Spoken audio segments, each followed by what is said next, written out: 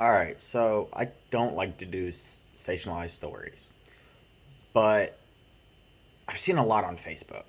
And so I'm going to make a comment on this, and I'm sorry, the lighting is all kind of weird right now. I'm going to be working on this setup.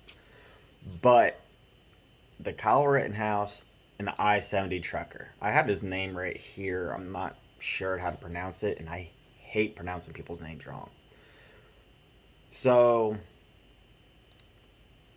first things I want to say that. So, the i70 trucker, do I think he should get 100 plus years? No. No, I don't think he should have gotten 110 years. Do I think he should have gotten jail time? Definitely. Um, he went past more than one runoff truck ramp. Okay. Um, I mean, you got to use those runaway ramps, but I'm going to come back to that. But I also hold the company at fault, not just for the truck, but for the training. If this was a new driver, he wasn't trained properly. So, whoever his trainer was, you have blood on your hands, okay, of at least four people. And this guy, okay, so I guess four and a half. You have responsibility to make sure you do good training. Then the company has blood on their hands too because they didn't make sure that this guy was trained perfect, okay, or not perfect, but wasn't trained well. So that's a problem. Then you also have the trucking school, okay? Now, do trucking schools teach you everything you need to know about trucking? No. But it is in the DOT handbook that you have to know and understand English and signs. And they talk about signs. He didn't know what a runaway truck ramp was for. So there was a lack of education and training for this driver. But he could have, even without that training, those runaway ramps are pretty self to understand what they're there for. Plus the signage and everything else, it's a path that is away from everybody. But he was probably maybe concerned about the truck and trailer, and what his company would think. And this is what I'm going to tell you: if you need to use a runaway ramp, okay, use it. Um, and I'll do a video talking about using engine braking, but you shouldn't need to use your service brakes at all when you're going downhill. You need to make sure you're using your engine brakes. You want to try to keep your brakes as cold as possible, but I'll do a little bit of a training video talking about engine braking because there's a lot of little nuances that I teach my students. Um, so yeah, this guy was just ill prepared for a loaded trailer going down a mountainside. And between the company, the trainer, and the school, they failed this guy completely. So, do I think he deserves jail? Yeah, 5 to 10 years. Do I think he deserved 100 plus years? No, not even remotely. Um, Now, I did not follow the story all the way, so I don't know what was wrong with the brakes ultimately. But again, you should be able to go down a mountainside without needing service brakes. Okay, so the brakes, is that a problem? Yes, it could have prevented the situation, but he still went down the mountain too fast. And I'm going to move on from this topic to the next one by saying this. This is something that a lot of my students know, and I agitate the hell out of them. If you're going too fast, you can't always slow down. If you're going too slow, you can always speed up. And generally, I use that in reference to what I like to call squishy signs or squishies. And what's a squishy? It's school. So school kids, school zones, school bus, anything that deals with kids. And anyone who has kids and knows what a squishy is, your mind went right to Finding Nemo. Anyway, I have nieces and nephews, and yeah, anyway. So Yeah. Always remember, if you're going too fast, you may not be able to slow down. But if you're going too slow, you can always speed back up. So if you're not sure of something, you're better off going slow. And as I had found out, um, even when you have great control of the vehicle, things can change very, very quickly.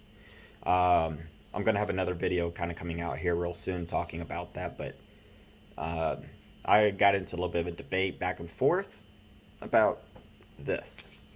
So that's going to be my thought and opinion on the i70 trucker. Uh, he went past multiple runaway ramps um, and didn't use them, so he failed. But I also think there's blood on the other people's hands as well. So now let's talk about Kyle Rittenhouse. I'm going to preference this with I'm a strong Second Amendment supporter, um, but I'm non-Democrat, non-Republican. I look at both sides. Okay, so I'm not sure what you would call that, but I don't just stick with one side or the other. So let's talk about Kyle Rittenhouse. Is he guilty or innocent? My opinion is 100% innocent. The Second Amendment is not age restricted. He was open carrying a firearm in a state where it was legal. Um, that's why that charge was ultimately just thrown out by the judge. Yeah, that was not a crime. And then he was attacked. He did not shoot until the gun was presented at him, where he shot the guy's arm off. And that guy lied so much, it's not even funny. Then the guy who hit him with the skateboard, not hit him once, but hit him twice. The first time he didn't shoot. The second time he shot him. Okay? And the guy who jumped kicked him, he jumped kicked him. Okay? And the guy who had the firearm, he was a convicted felon. So he shouldn't even had a firearm to begin with. Okay?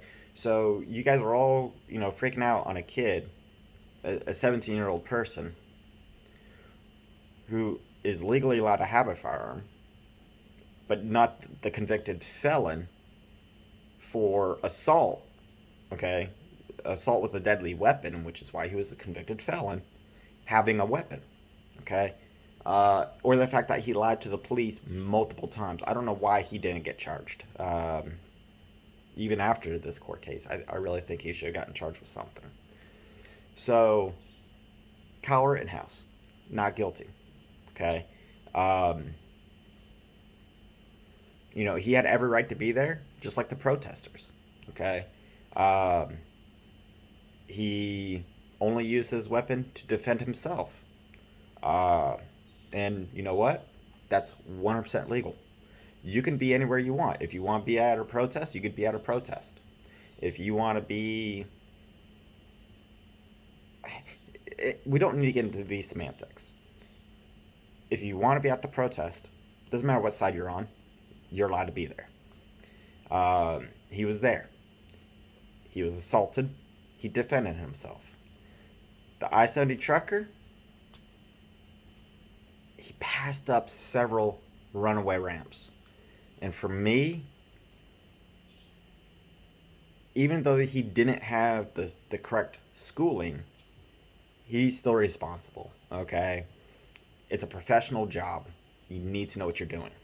I feel sorry for everyone who was involved, and I feel bad for this guy. He did not have a great trainer.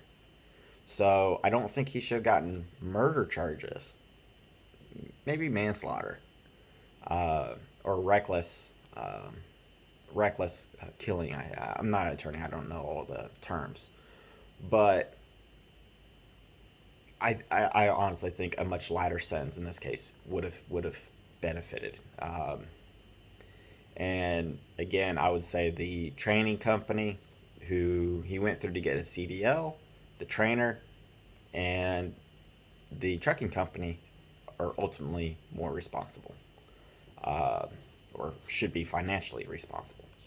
Anyway, that's what I got to say on this. Thank you for watching. Post down in the comment section what you guys think. Uh, if you agree with me or disagree with me. And yes, I am wearing a sweatshirt talking about, a crash. Um, after I was in a crash. So, yeah, I guess your opinion is going to depend on what you think of me. So, that's that. Thank you for watching.